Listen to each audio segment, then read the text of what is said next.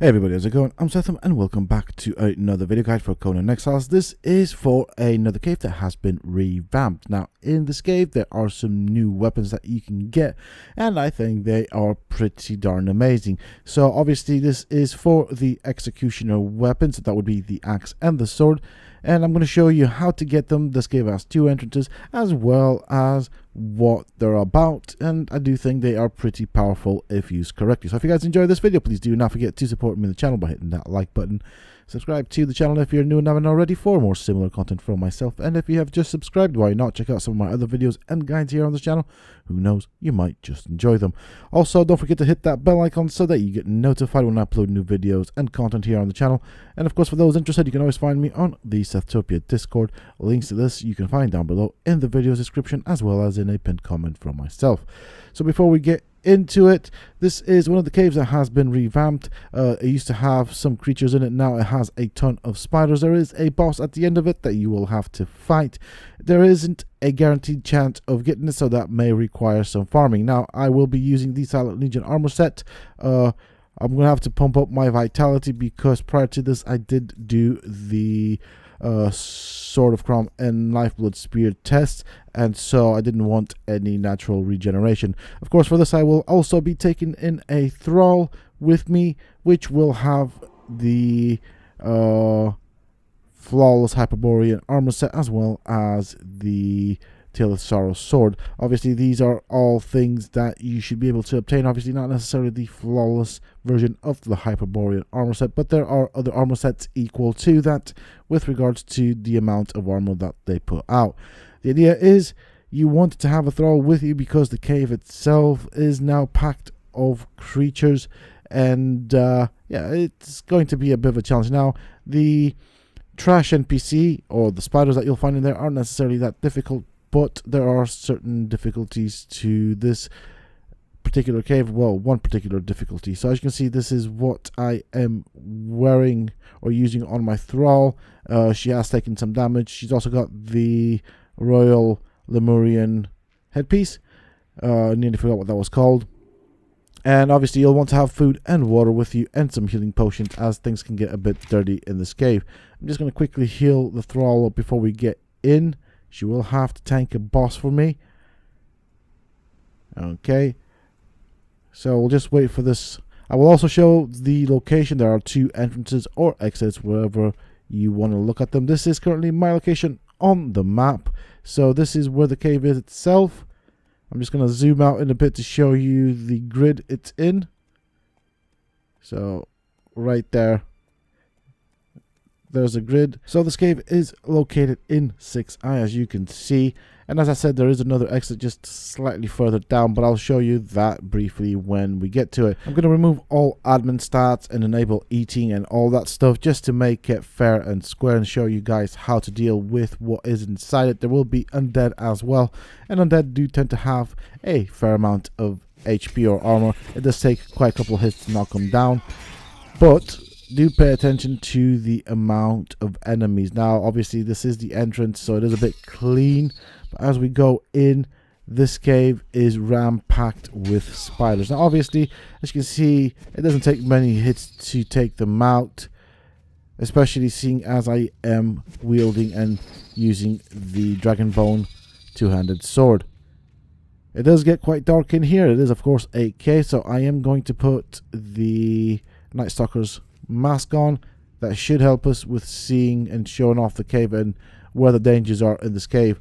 Now, for some odd reason, this end seems to have the spiders fairly well scattered about, but you will see later on that it gets quite clustered with them. There's a ton of these guys.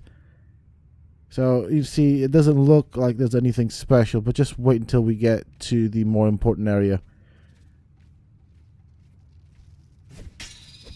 Now, sometimes these entrances and exits seem to have a lot of spiders, a lot more than what I am currently dealing with now. They do, of course, wander about, and so they might have ended up going in certain locations that they were maybe not necessarily meant to be. As you can see, there are spiders in the water. That's a new thing. I thought the creatures in this game did not like water, but hey ho, just to point that out. There we go. So over this hill, this is where the fun begins, and we should have a lot of interesting opponents to take care of, I meant, even. As you can see, the skeletons take quite a few hits. This is very interesting right now because this area was full of spiders and I don't know where they've all gone. I expected more than this. So I'm not quite sure how creatures spawn in this location, but as you can see, I'm already killing quite a few of these things. I'm going to try and aggro them to the best of my ability and kill all of the NPCs so I don't end up with any unpleasant and unwanted surprises. Whoop, I missed that one. Now, obviously, at this level, with this armor and this weapon, the spiders aren't a problem, but do be careful for the skeletons as we go in. It will get a bit more hairier. So that's where we want to go through that gap. There's quite a few skeletons and a lot more spiders to deal with. I'm going to try and go in slowly so that I aggro them in small groups instead of having to fight everything else. This is the other exit, or this way is towards the other exit, but I'll show that off later. I am going up here though to aggro the spiders without necessarily aggroing the undead skeletons. So, okay, that should be good enough. That should be clear enough. My thrall's already dealing with some problems down there, so that's good. I'll let her do that. And so the boss you want to fight is that skeletal reptilian creature, whatever it's called. I forgot its name. That will be a 3-skull boss, which will drop either a shard of power, I believe it's called, or a shard of power and one of the 2 new weapons. So that would be the Executioner's axe and the Executioner's sword. Now, what's nice about these weapons is that, of course, they are one-handed weapons, meaning you can use them with a shield, but also once your opponent has below 10% health, it will execute them, meaning it will instant kill them. Of course, I will show this in action with a world boss once I do this full run. I want to show you what to expect from this game. I want to show you both entrances and exits. And as you can see, things have got hairy here. I am having to run away because the skeletons just keep coming now. I do wonder if I accidentally forgot to turn off the instant respawn, but I don't think that's the case. They don't seem to be respawning as quick as they should if I do have that turned off, or turned on even. Oh, hey. Bad spider. There we go. Okay, so it's just the boss that we have to deal with. As usual with this boss, it does do a lunge, and if it hits you, it will apply bleed, so do bear that in mind. You saw that before when it first got the jump on me. With regards to fighting this boss, it's quite simple. Just let your thrall do the face tanking. You hit it from behind. Obviously, this goes without saying. You cannot bleed it. You cannot poison it. It is an undead creature. So you will have to use whatever weapon you prefer. You can go for bows, one-handed, two-handed, whatever makes you happy. I do like to stay far behind him, so sometimes I will take a jump back. He can sometimes re-aggro back on me, and I do not want him doing that and then performing a charge and stacking bleed on me. He can do quite a bit of damage, as of course it is a 3-skull boss, as you can see. Also, manage his stamina, make sure you don't run out of it. As you see there, he just turned towards me, and I don't want him... Hey, where did you come from? And I don't want to be hit by him. Now, of course, I could take a couple of hits, but I would rather avoid them if I can. So this time around, I just got some shards. I will show you the exit, then I'll show you that he does drop the Executioner weapons. This over here has 2 skeletons, or sometimes, in this case, I think I've aggroed them, so therefore there's just 1. However, I did want to show this location simply because there is this door on my left, right there, this one. And I think this could be a very interesting entrance to a potential future dungeon. I think that would be pretty cool, having to fight your way through all of these bad things just to get to the entrance of a dungeon. That'd be pretty cool. I would like it if the dungeon would be a replayable dungeon, through the form of having, let's say, a very randomized drop or loot table. So when you fight the bosses, you don't always get the same thing. Maybe have some unique weapons and armors in there. That'd be cool. I do like farming dungeons if there's a reason to farm them, similar to what they did with the most recent dungeon. I do like that. That has a lot of replayability just because of how you need to collect the armor scraps, as well as with the fact that the bosses do have multiple items that they can drop, so you will need to go in there multiple times just to get the entire collection.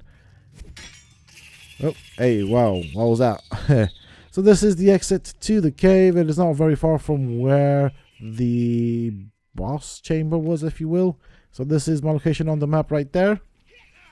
And of course I'm going to go and deal with these guys, and then we'll see you in a bit. So I've waited here for quite a while now. He has respawned. Let's kill him. This is like my 4th attempt right now. Let's see if he drops anything. And there we go. We have the axe. Definitely worth picking this up. It does not look like it does a lot of damage, but it is very, very, very useful with regards to killing things. Now obviously in PvP, not so many uses. Fighting small creatures, again, not so many uses. But when you are fighting a world boss, this thing is amazing, and I will show you that in a little bit. Alright, so here we are in the desert. For this I am going to be using the sword. It is a one-handed sword, and I will be taking on the giant spider in the desert.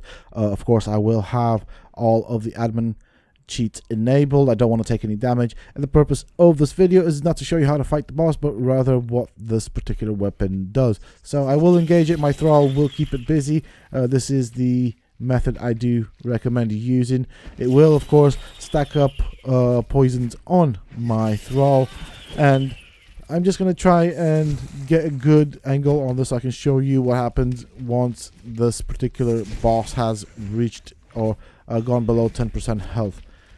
At the moment I'm just DPSing it down to the best of my ability with the sword. As you can see, it doesn't do all that much damage as is. You could probably increase it with a weapon mod. You can probably go for either damage or maybe I would say the spiked weapon fitting, which increases armor penetration. It is a interesting weapon for what you will see in a bit. Now of course the axe does the exact same thing, so definitely worth picking them up. It took me quite a couple of attempts of killing that boss to get both of them, so do bear in mind it seems to be one of the more rarer drops. It's not necessarily very rare, but you will have to probably farm that particular cave quite a couple of times before you get it. So we are getting close to that 10% with the sword. I'm going to try and keep my camera angle at such a position so that you can see the spider's health. There we go. One big chunk with one swing of that spider's health. So that is what this thing does. Now, as it currently stands, it is pretty powerful. I'll probably DPS down bosses with a bigger, more powerful sword or weapon, and then once it gets close to say 10% swap to the Executioner, just to finish it off instantly. Very, very powerful weapon. This is the axe. This is quite impressive compared to other weapons and what they do. And that's pretty much what this video was about. With that being said and done, that is it for this video, folks. I do hope that you have enjoyed it and found it useful and informative. If you have, please do not forget to support me and the channel by hitting that like button. Subscribe to the channel if you're new and haven't already for more similar content from myself. And if you have just subscribed, why not check out some of my other videos and guides here on this channel? Who knows, you might just enjoy them. Also, don't forget to hit that bell icon so that you get notified when I upload new videos and content here on this channel. And of course, for those interested, you can always find me on the Sethtopia Discord. Links to this you can find down below in the video description, as well as in a pinned comment from myself. Until next time, stay safe, folks.